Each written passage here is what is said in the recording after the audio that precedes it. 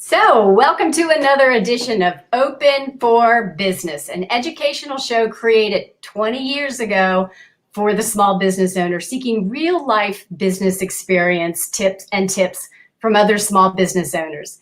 Hi, I'm your host, Marjorie Young, and today's show we're going to hear from one of the winners of the Savannah Scores Biz Pitch Contest.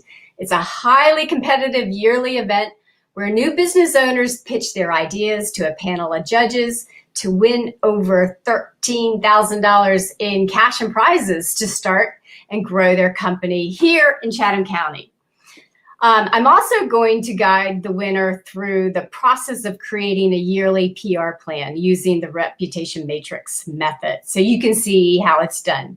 So please welcome Dr. Jamal Lawrence, MD. He just started his own company called Harvest MD. So welcome, Dr. Lawrence. Thank you for being on Open for Business. Thank you for having me, Ms. Young. It's a pleasure to be here. Absolutely. Well, that was a really big competition that you went through with SCORE. So for folks watching, I would like to let you know SCORE is an organization that holds this contest every year. And you're a new business, right? Yes, ma'am. I found out about the competition last year when I saw the winners receive their prizes, and I thought that would be an excellent thing to participate in, but I found out about it last year. And so I planned last year that when it opened again, that I definitely would want to apply because the initial thing that drew me in is like, ooh, cash prizes. But as you kind of learn about what they really offer, it's really more of the support, building and having a network, and then also the in-kind services that come with helping build your brand or your business. And so, you know, they give you access to law advice, they give you access to branding and marketing, they give you exposure. I'm here on the show right now, as well as continuing to be a support system for you in the process. And so they've been very welcoming. I've been very appreciative, and it's been a wonderful experience thus far. All those things are so crucial for new businesses. So today's show is really directed to businesses that are new or thinking about going into business. So we'll make it that angle. So first of all, tell us what your company does and how you got into doing this. So Harvest Health MD is a direct primary care office. And so I am a board certified family medicine physician. And basically coming out in the market now, it's the economy and healthcare has moved to the way of doctors come out and they get employed by a hospital system. But if you realize and you look back in history, about 50, 60 years ago, that wasn't the traditional norm. Typically, doctors graduated medical school, graduated training, then they kind of went out and hung their own shingle. And so when patients went to the doctor, they had a direct relationship with their doctor. They paid their doctor for medical services. The doctor provided medical services, whether that was bartering in rural areas when you're bartering for chickens and eggs and the doctor taking care of you, or paying a fee and the doctor taking care of you in more populated areas.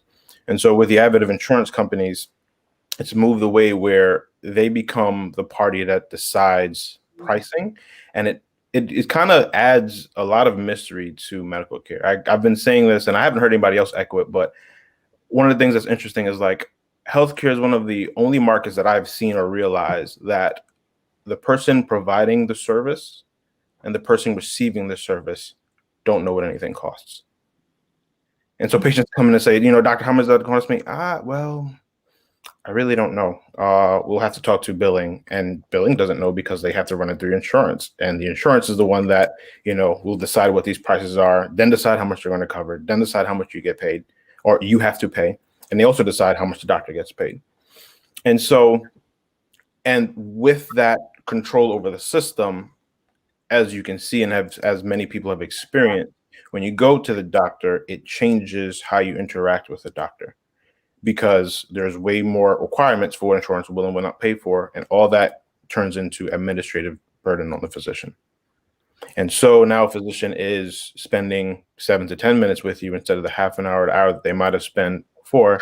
And they're, locked onto the computer, typing, barely making eye contact with you, don't have enough time to really delve deep into your case and to find out who you are as an individual, and really to sit down and educate you and empower you to make the lifestyle changes that you need. And what I've realized through my training is that I've been very successful at having patients modify their behaviors, but that's based on the way I practice, and it's developed out of a style of like relational leadership. And that's essentially building a relationship and a rapport with a patient that has them emotionally invested in the process that makes them more willing to change their behavior.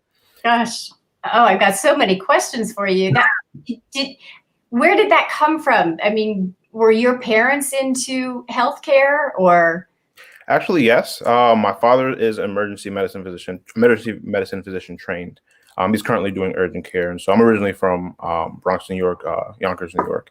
And so he's up there and he's doing urgent care in the midst of like the COVID pandemic and everything. Oh my gosh. So that was he actually had COVID too throughout this process, but he's done well and family has done well. But that was my initial interest in medicine. And so as you kind of go through the process, you have to figure out, what is your call? Because that's nice to have somebody else inspire you, but what's going to be your mark? When I got into college, I got a little bit interested into social activism. And so I have a sociology minor in addition to a biology major. And what I realized is that I have a voice and I was very interested in social issues. And so wanting to blend the two together, I said, I'm going to do social activism through medicine.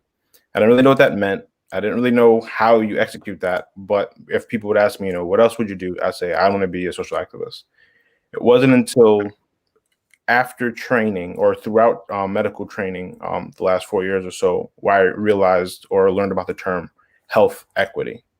Yeah. And then it went, okay. That's social activism. Absolutely.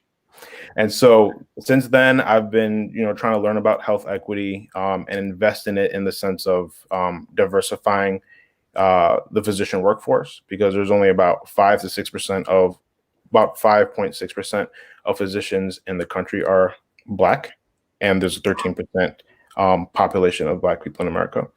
And so when you even get smaller into that, I'm one of the 2 or 3% that's a Black male physician, because our Black females are far achieving in terms of education when you look at the social structure. And so part of that is saying, how do I help mentor, young individuals that are interested in medicine, so that we diversify the workforce, but then also how do I live my life in a way that promotes health equity? And so that's kind of one of the premises of why Harvest Health MD was started, because I love the name. Tell me about the name.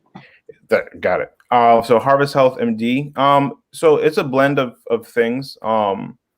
Harvest is kind of the season that I'm in my life, and so I have to say that faith informs my way of operation.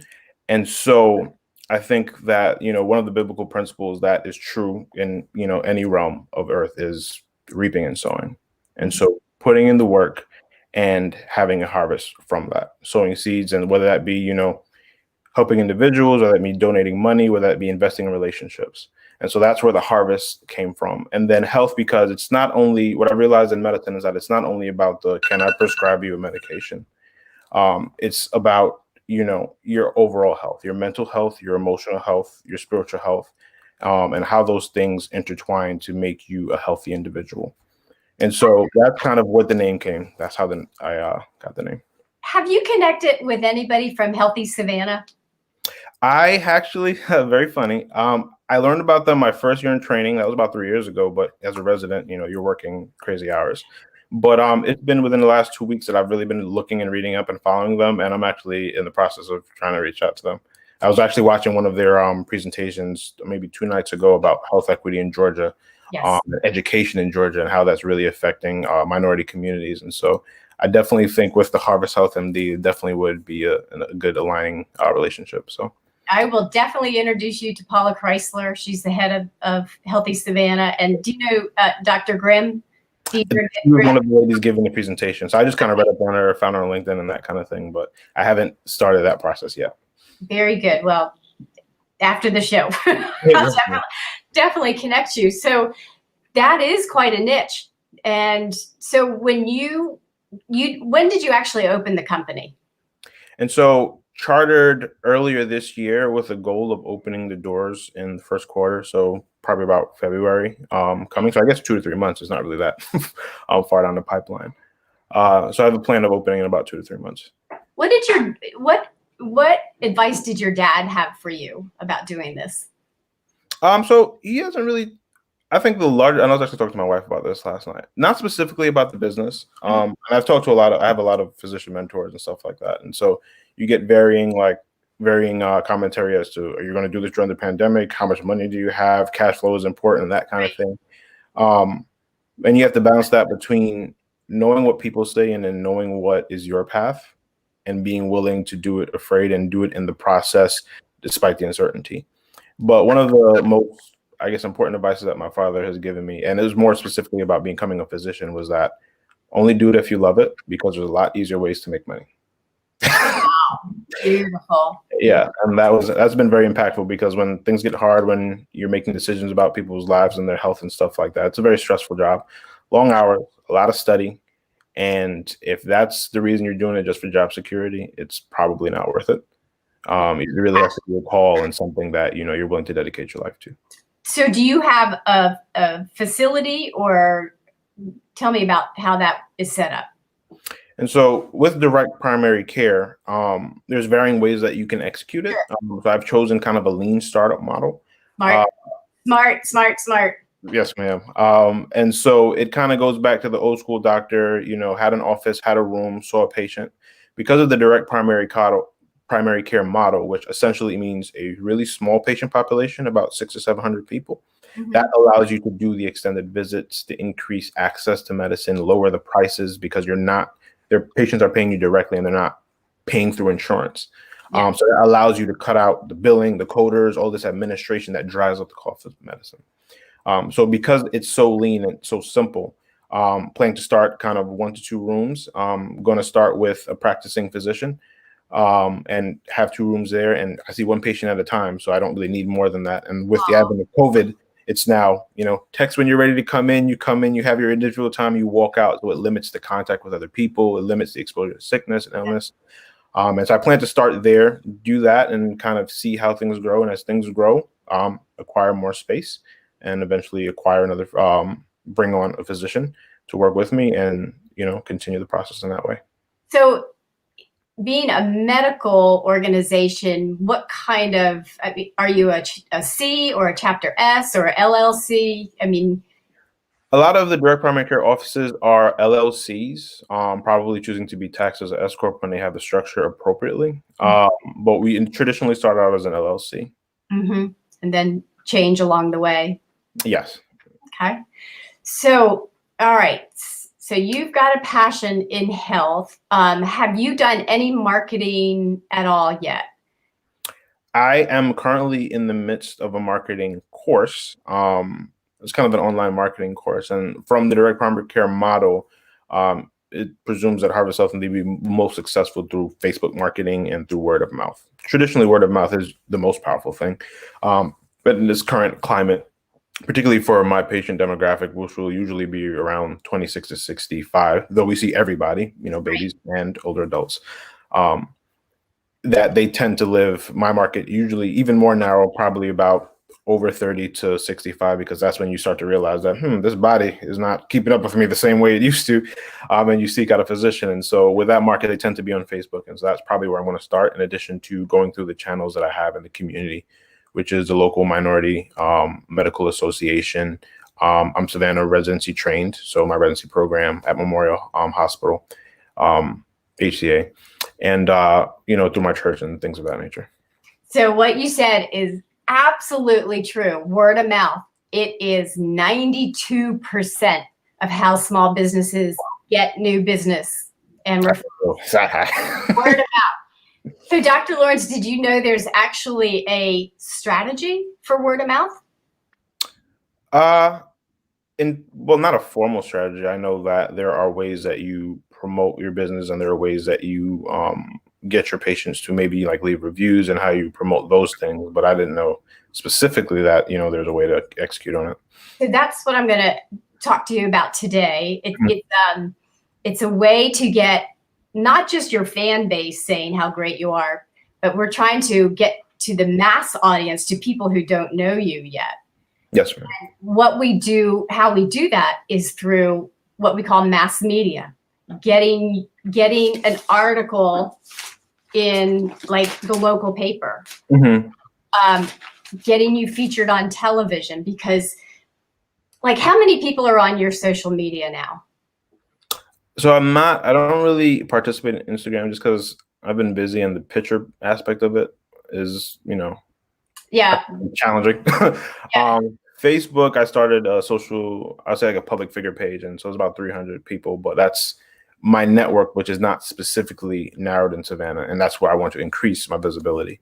And so that's, 300 on Facebook, but my friend list is maybe about 1,000 plus. And on Twitter too, a couple of hundred.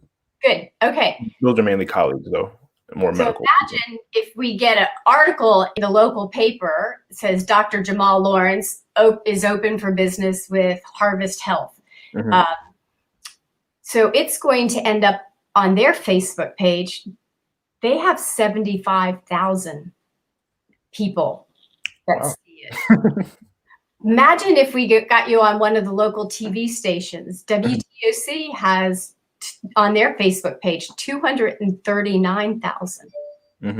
So by creating a year-long, what we call PR plan that helps create word of mouth, thousands of more people will hear about you compared to just only doing social media. Okay. Absolutely. So there's a number of ways that we can get you into the paper. Like you've already been in the paper with Biz Pitch, right? It's been an amazing experience. That's what I'm talking about. I was combing, because part of the marketing course that I'm in right now, they're like, gather all your media features. And so I was like, all right, search my name, 4 or 5 different ways and see what comes up. And I actually had with the combination of, audio media, television, and print, about like 11 hits from that one win. I have a few hits from before for various leadership positions that I've had nationally and stuff like that. But that was like the bulk of it. And I was like, wow, this has really been you get an A for starting. You get it. No, it is. It's your online reputation, because when people are thinking about coming to be a patient with you, the first thing they're going to do, Google. They're going to Google you. Yes. And they're going to see that you're award winning, that you're open for business. They'll be reading your testimonials, but really, Jamal, what's happening is when they read those Google hits, when they see all this good press, that's not you saying how great you are. Somebody else. That's the word of mouth. It's invaluable. And if small business owners could realize that the mass media can really move the needle with visibility, credibility, and positive word of mouth, it would make their life a lot easier. Absolutely. That's one of the things I've been learning through kind of like, you have to kind of take your doctor hat off and get into the business aspect. And so I was learning about the concept of kind of mental capital and relationship capital, and then also social capital. And that kind of falls into the relational and social capital, and using not necessarily you promoting yourself, but doing good work and allowing that to be the representation for you and how other people meet you. Exactly. And then you let the mass media know about it. This is what we call the reputation matrix. I'm going to pull it up here in a second. Okay. This is the beginning of how you create a year-long plan. Okay. So it has the months across the top and the 5 credibility markers along the side of how to be seen in the community. Are you a growing company? Are you a leader? Are you award-winning? Are you the authority? So here is what the grid looks like. So, and we need one thing to go out every single month in the community. So we've got authority, we've got awards, we've got charity, we've got hard news and leadership. So if we were planning your 2021 year, what could we do in January? What hard news do you have? That would be anything like, are you going to be hiring somebody new, a new secretary? Are you launching a new website? Do you have a new piece of equipment? All of that is newsworthy. Mass media, local mass media looks for information like this, and you put it in a press release and you let them know. And it's not an ad. It gets picked up as an article. I mean, it runs like an article. Got it. So like when I launched my book, I sent a press release in, and it ended up nice. I mean, it ended up in the paper, but then it also ends up online with 75,000 people that see it. Awesome. So, and it's not, like I said, it's not me saying how great it is. It's somebody else. So let's talk about some hard news. What's some things that could possibly be announced in January? And did you already announce in the paper that you're open for business? Not announced in the paper. So I guess the big thing right now and kind of moving forward as I build up kind of a marketing strategy for December would be pre-enrollment. And so the idea is to have a certain amount of patients pre-enrolled prior to opening. And so that helps two-prong. It helps patients kind of with onboarding, getting them in the door, because like I said, there's a limited amount of space. Right. And so you're not going to receive access to your average physician in this way. And, it's once we're at 700, unless I have another physician at that time, then the capacity is closed. And that actually happened to my colleague. After 2 years, she's full and she's like, I need to send you patients because I can't take anymore. And then the promise for me is that in terms of being a small business, it helps. It's this concept called when to play, where you have the initial interest prior to starting. So you've kind of tested the market and see where you have a hold, and then you go ahead and launch your thing because you have, people that are willing to purchase and to buy and to believe in your service or good. So that could be announced that you have open enrollment for this week or this month. And they're going to say, okay, but why should I go with Dr. Lawrence? Maybe you write a column on the 10 things that to keep you healthy during the flu season. Maybe you write a educational piece on 5 best ways to stay safe during COVID. Goes back to this thing right here. This one is the authority. These are lectures. They are columns in the paper. Maybe you even write a book about harvest health and what that means to you. That's what I did with my book, Reputation Matrix. I mean, I wrote a whole thing on how to increase your visibility, credibility, and word of mouth. 100% educational.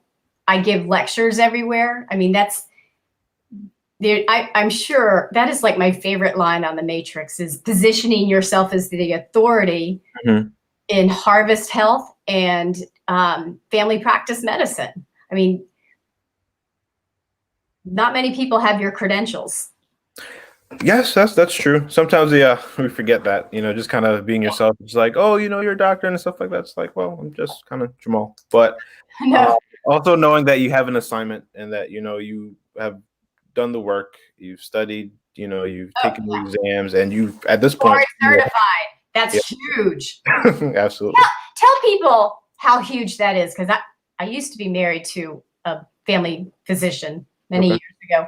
But it's huge. It's a big deal to be board certified. Yeah, it is. It's great. And one of the things I loved about my residency program is that they kind of held our hand / forced us to get board certified before we left. Absolutely. But you go through 4 years of undergrad, you go through 4 years of medical training. Within the medical training, you go through 3 national exams, and that's up until residency. You go through a minimum of 3 years in residency. And then at the end of the culmination of that, you go through board certification. And so board certification essentially means that it gives you the right to practice medicine unsupervised, meaning that I've seen enough people, I've helped enough people, I've learned enough things and retained it, and have been able to apply it to make people's lives better, and to help improve their health. So you are the authority, Jamal. Yes, ma'am. Dr. Jamal Lawrence, MD. That's huge. That's absolutely huge. So in that scope of thing, what is your favorite topic to talk about with medicine that you really know that you can move the needle, that could turn into a lecture or a book or a column? What are the things you would like to educate people on? There's a few things and a few avenues, but just kind of in summation. One is the importance of health equity and community engagement. My three tenets are leadership, mentorship, and community service. And so whatever I endeavor now at this point in my life, if it doesn't at least hit two of those, then I'm not doing it, because I'm focused and intentional about where I place my time and energy. And so with that, health equity and community engagement in medicine, and how the doctor needs to have more of an impact outside of the exam room.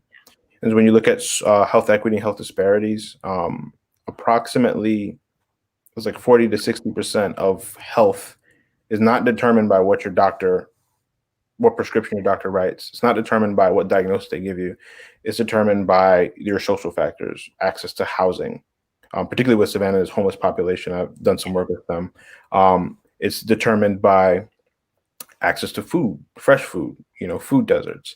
It's determined by finances, and then overall environmental exposures and things of that nature. And then really a lot about education and helping to prevent disease before we're having to treat it on the back end. And so that would be one of the main things. And then the other is just kind of my lifestyle. And that's kind of also where Harvest Health came from. And so what makes Harvest Health MD unique in Savannah, because there's already 4 or 5 other direct primary care offices, is that I want to have a focus on health and wellness. Specifically, my lifestyle, I've been a vegetarian for about a year now. I solely and my family's Caribbean, so we ate everything, goat, ox, all these things that are delicious. But I transitioned from that to finding healthy alternatives to being vegetarian for a year. And I think I'm going to continue to move forward on that. That would be a really good column, how to do it. Yeah, absolutely. Yeah. It's actually, I have a couple ideas for some blog posts, but now you're making me think that my blog posts need to be turned into column. And then if it gets picked up in the paper, then you post it on your blog post and it's like, look, I've been featured. It positions you as the authority even more. So I mean, just kind of talking now. So I had a couple ideas, and I have things that I have kind of had in the skeleton framework, but you're saying you would put that out there before you post it? Yeah. Yeah. Yeah. Because once it gets picked up, it'll end up in the search engines, and then you can push all the traffic to that. I mean, that's a huge endorsement for you. Got it. To be a columnist, to be the authority, to have a lecture.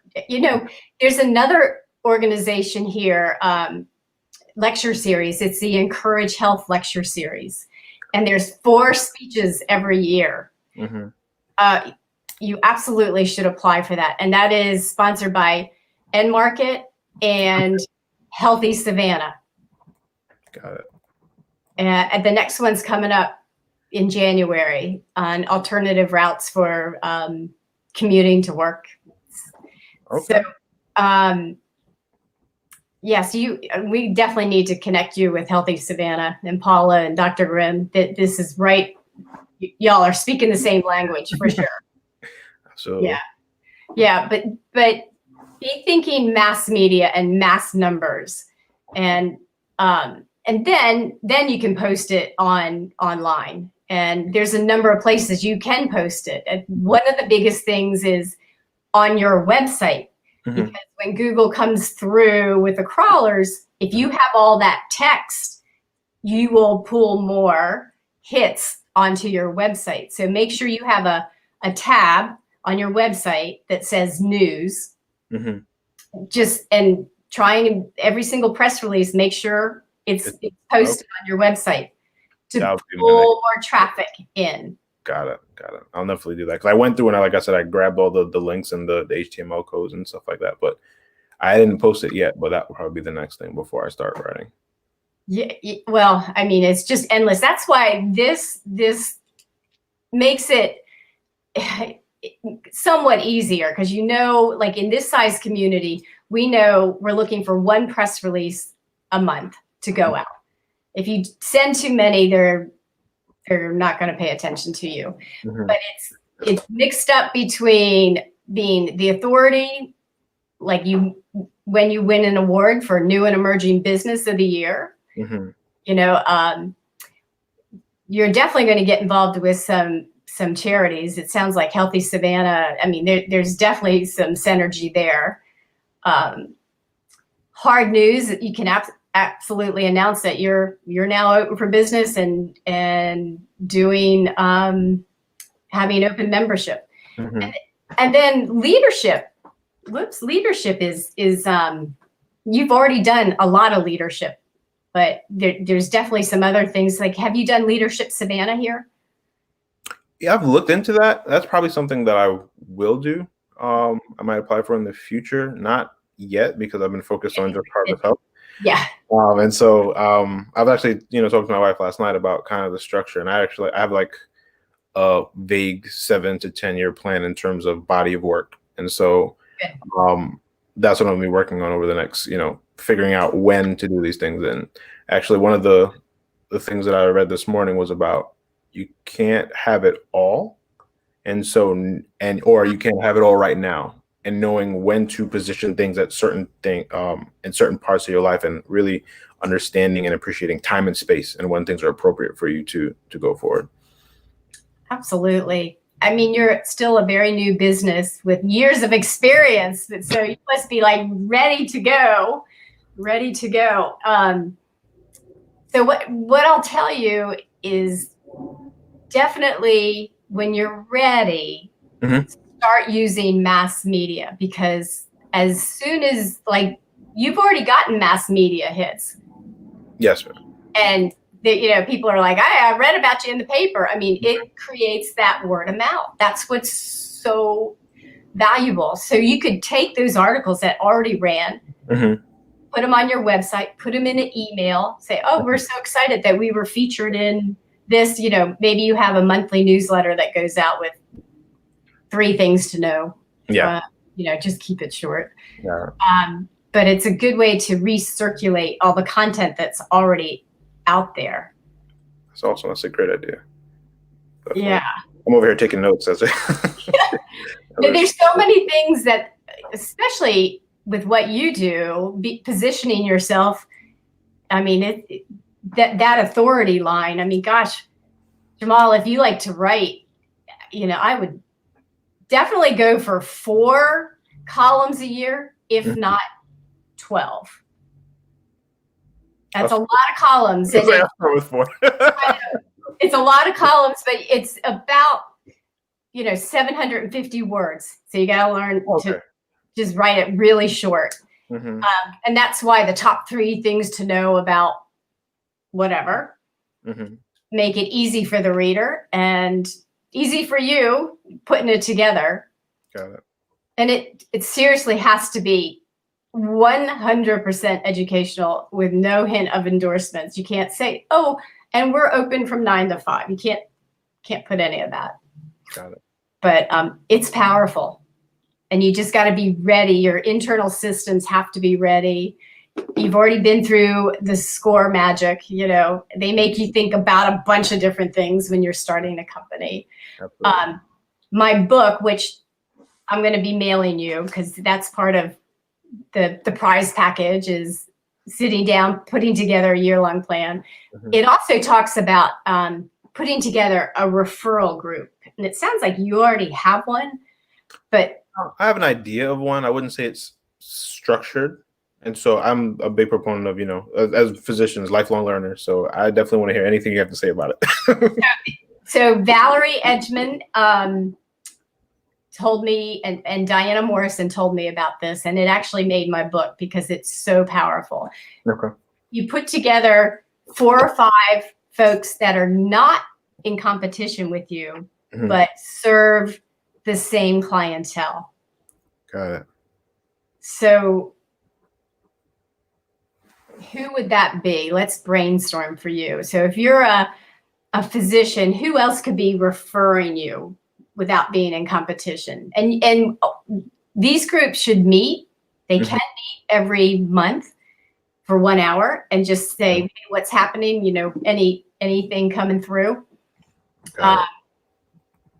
So maybe, I guess it has to be kind of, I'm thinking ancillary services like nursing services, home health. as long as they're not in competition with you and you with them. Because somebody might come to you and say, hey, can I rent some equipment? And you say, no, Amy Pierce, you can rent it from them. They have a company. So that would, they would actually be a really good. We actually had talked about that, and I'm trying to brainstorm ways to, keep it in the family, so to speak, with our cohort and our finalists. But they're wonderful people, and then not only that, but their business model with, in some aspects taking insurance, but then other aspects focus on kind of direct pay really fits nicely with direct primary care.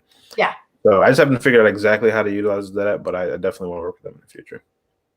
So you're really onto it though. But that's the type of folks that should be in your referral network. And for years, well, think about this. I mean, once you have a trusted group that you meet on a monthly basis for 1 hour, just say, hey, what do you hear in the community? Yeah, I referred you to this person. Did they ever call you?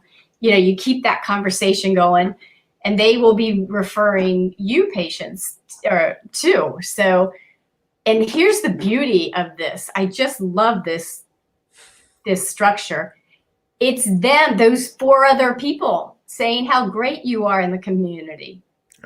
True. But then you're doing the same for them. Hey, you should do that because, like I said, 92% of new business comes from word of mouth. So that is a strategy of putting 4 or 5 people together, really getting to know what they do, and they get to know what you do. So when they're out, you're amplified. Absolutely. Yeah, it's powerful. It's probably one of the most underutilized marketing tools that we have, because it is word of mouth. Absolutely. So that and tapping into mass media, it just, everything that you do, is that a press release? Is that a press release? Am I speaking in front of Rotary? That could be a press release. Could that be, I got a new piece of equipment. Could that be a press release? Yeah, that could be a press release. Wow. I've never thought about it that way. Because my wife and I have done, through her organization, she's a motivator, has done like things with the housing authority for homeless, donating like toiletries and bags and stuff like that. And we had a few of those over the course of the last couple of years, but we've never done a press release on any of that stuff. So it's like on the website and online, but if you don't know about us, then it's just kind of behind the scenes. But it's still really helps, particularly for getting donations to continue to do it. Oh yeah, it's really powerful. But if it ends up in the local paper and then it ends up online, it's super powerful. Just always think, could this be a press release? I'm going to talk about Libraries for Kids in Roy Austin. He has a nonprofit that they ship books to Kenya, and they let WJCL know about the project. Not only was it picked up locally, it went around the country and even ended up nationally. Wow. And within a week, they raised $16,000. So that's the power of mass media. You and then you put it on your social media. I mean, got it. Let those guys have, thousands, if not millions of followers. So if you know what the media is looking for, the algorithms show they are looking for these things. Mm-hmm. Being the authority with columns, what awards can you win? How are you helping a local charity? What hard news do you have, and what leadership? So if you belong to a board of directors, like if you belong to a charity and a board of directors and you take the presidency, that's a press release that will say Dr. Jamal Lawrence, president of this nonprofit. He also is the owner of Harvest Health MD. So it just will start to drip out, and then it ends up online, and it builds your digital footprint, your reputation. It's really, really powerful. But be ready for it. Make sure your systems are in place, because it really will jumpstart things. Okay. And when people ask you about it, Jamal, just say, yeah. Don't just say, yeah, that's cool. Just say, come to my next lecture. Or we're going to have a Zoom lecture on the 5 things to know about, I don't know, whatever, Always have something to direct them with, because people will say, I mean, once you start a PR campaign, a word of mouth campaign, you become like a local celebrity, because you get so much visibility. Got it. Just don't let it go to your head. I've seen No, but it's really powerful. And so just thinking about these different categories that we have now, let's look at them again. What can we, well, we've actually gone through all of them. I want to talk about awards real fast. Sure. So there's a lot of organizations here that give out awards, like Buy Local Savannah, and the Savannah Area Chamber of Commerce. A lot of small business owners don't apply. Number one, they're like, oh, I feel weird submitting my name. Well, I can always submit it for you, or just do it because it's business. And the second reason is it takes a long time. The applications are really long. Okay. But if you win that, it's going to be you will now forevermore be an award-winning company. You can put it at the bottom of your email, Small Business of the Year, whatever the award is.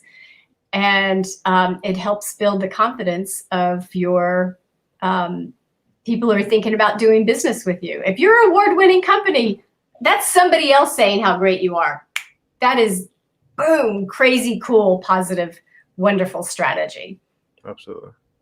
Makes sense. So there's a lot to think about, a lot to put down, but, just make sure we've got one a month, not 5 a month.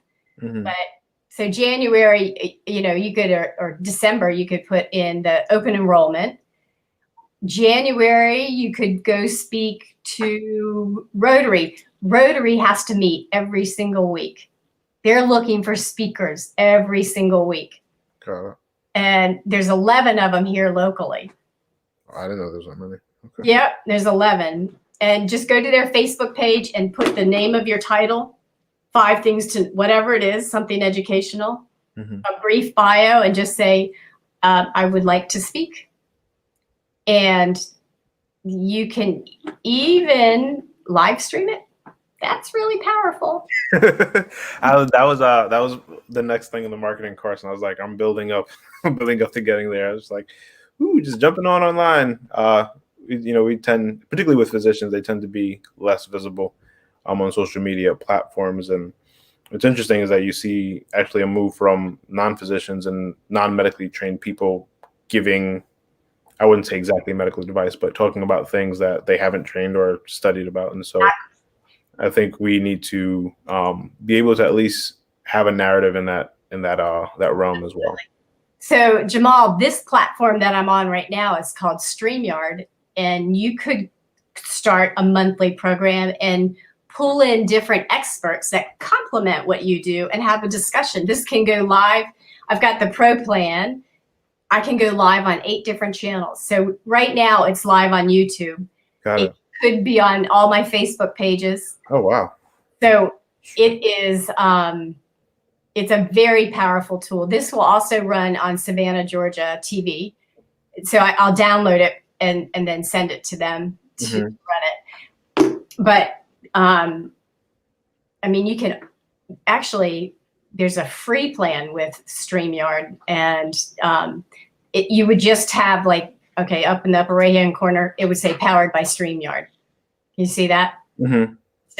Instead of open for business. Okay, got it. But it is a really powerful tool to position you as the authority. And Google said that in 2021, most of the hits are not going to be on still photographs. They're going to be on video, and specifically live, because every time you go live, it goes right to the top of your phone. Bing! Yeah, that's Small's true. live. Got it. So there's lots of ways to do this. So I'm going to encourage you, at least aim for 4 lectures a year. That could also be 4 columns, okay? Okay, that's doable. Definitely doable. Okay, and then I'm going to challenge you to apply for 1 local award and 1 trade association award a year. Like, isn't there an association of family practice folks? There is the American Academy of Family Physicians, but then specifically Georgia Academy of Family Physicians. So do some research and see if they have any awards that are available, and then aggressively go after them. Okay. Because not only will you end up in their publications, which ends up online, it'll end up here locally too. That is absolutely something the media will pick up. Got it. And then let's see. So 2 a year of that. So charity, I often say create a signature event or work with another charity. Whatever it is, it needs to benefit a charity. I love to have my for-profit folks partner with the nonprofit. I mean, it just goes hand in hand. So it sounds like you already got that worked out. So think about a yearly date for that, okay? Okay. And then hard news. So we've got the open enrollment. We might have a new hire. We might have announcing new equipment. Maybe re-announcing something coming from the CDC that you feel is really important, and you let the local media know. You will then become the local go-to expert. So when a national story happens, they will reach out to you because they know you're monitoring that, and you can be the spokesperson for that type of information. Got it. So that's hard news. And then leadership. So what nonprofit organizations can you strategically align yourself with? Maybe you get on the Healthy Savannah board. That ends up in a press release. Got it. So it's those are the 5 things. I'm mailing you this book. I need afterwards.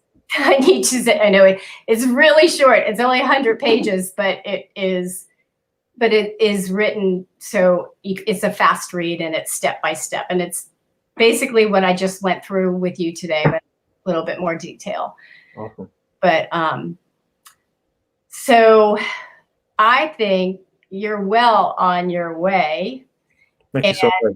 Yeah. So in closing, let's just go through what advice, what are the big things that you've learned so far that you can encourage other new businesses? I mean, besides signing up for Biz Pitch, because we know they're going to do that. Yeah. So what else? I would say definitely have a strong why, to know your why. Because when things get challenging, you need something to kind of refocus your energy and to be the impetus that kind of propels you forward.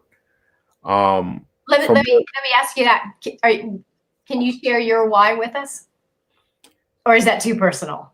No, absolutely. No, it's definitely fine. So like I told you, the social activism through medicine is how I became a family physician, because those physicians are more oriented towards the community, right, community engagement, as you can see with all the other things that I'm interested in. Harvest Health MD, the why was because I was not particularly fond of the way healthcare was going. mm-hmm. I didn't fit that model and don't feel like medicine should be practiced that way.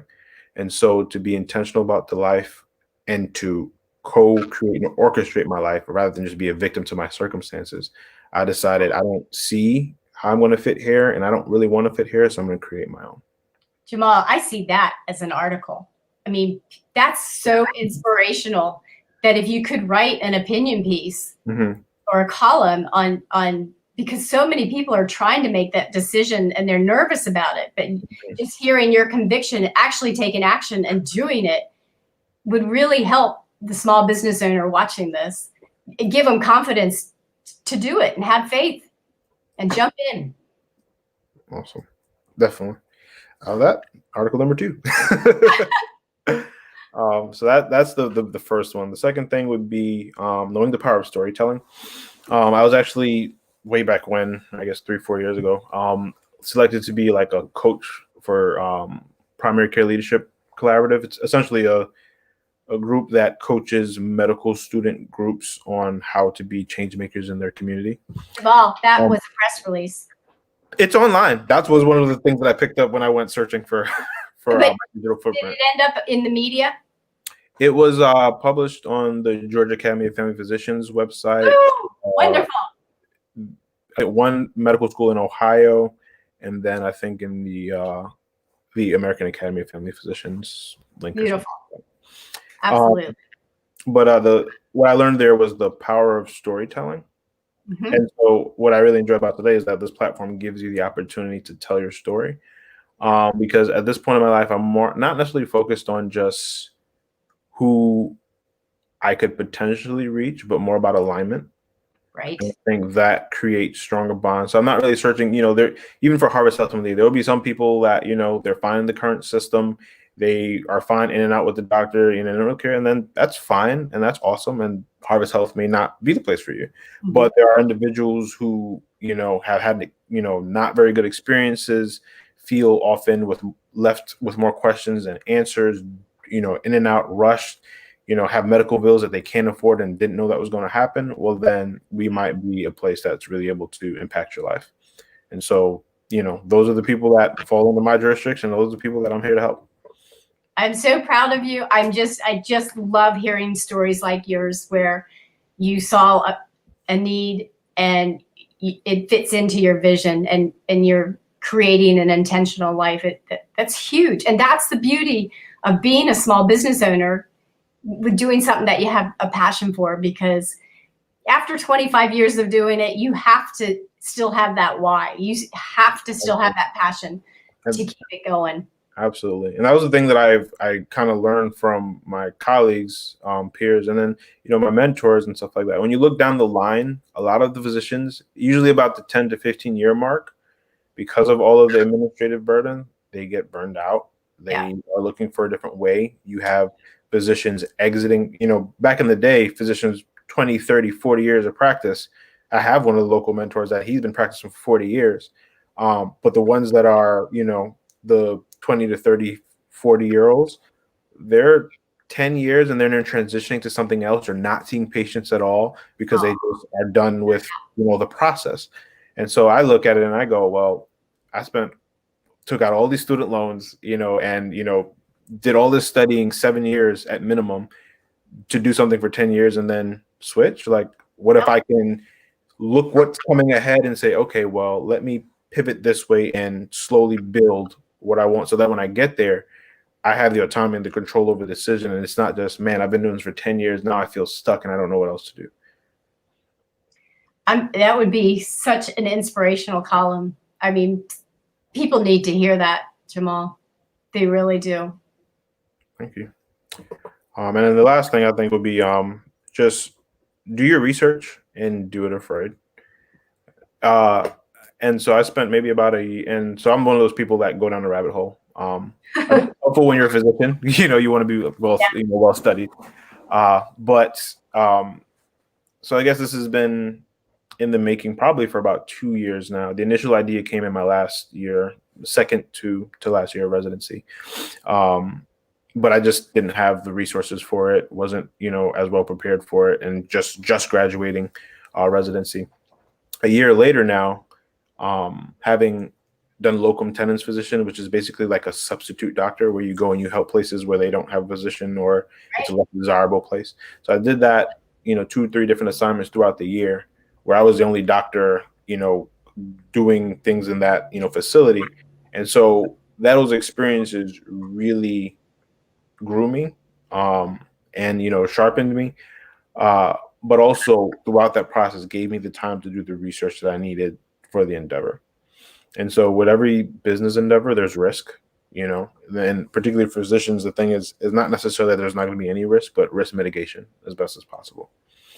And so doing the research to mitigate your risks, and then making an active decision that at a certain point, you're going to stop research and you're going to act. That's a big thing. And so I'm the type I'll get lost in research. And it's like, wife goes, I think you've seen enough lectures. And it's like, but you really got to think about it. Well, if I have about 70 to 80% of the information and you're starting to see the same things over again, you probably need to act now. That right there has been topics in magazines. I've read something in the New York Times about just jump in the water, just do it. Because small business owners, we're cautious, we understand the risks, but there does come a time, and when is that time? That's the $1 million question. Okay. Failing, we try and fail less, but if nothing ventured, nothing gained. If we don't try it, you'll never know. And absolutely. I mean, that's the scariest part about this, because a lot of people, like they say when they listen to me, that I sound so self-assured, and it's like I go through the same challenge that any other business owner would go through. It's it's not like because I'm a physician, because I've studied all years, that guarantees me a right to be successful, particularly when you're transitioning not from medicine, but you're transitioning into business, where it's like the market determines if you're going to be successful or not, and your approach to getting there.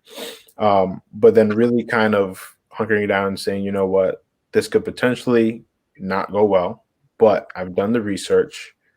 I'm going to take a chance and believe myself enough. And then you take a step forward and learning how to course correct in the midst. And that's one of the things that I'm realizing and putting in the forefront of my mind, that you may start out a certain way, but you have to respond to what the market. Absolutely. Wants. And being able to navigate and pivot. Which goes into this quote that's like, I don't remember who said it, but I was watching one of these, I think, Instagram stories or stuff, and it was like, be committed to the destination, not necessarily the route you get there. Absolutely. I mean, that's what Olympic athletes do. They visualize the final picture of them winning, and it helps them get there, helps their brain, everything line up to make that goal happen. Yeah, absolutely. Yeah. I think a lot of times people get tied in the process of, I need to do it this way and it's supposed to go this way. And it's like, there's so many variables in life. But if you realize you got to get to Z, the journey is ugly. It's not pretty, but know what the destination is and be okay with, maybe I don't go route A, but I go D. Maybe take a little longer, but if I still have the same outcome that I desire, then it's still a success. So many years ago, I took an online quiz. Values assessment test. Okay. What was the most important thing for me?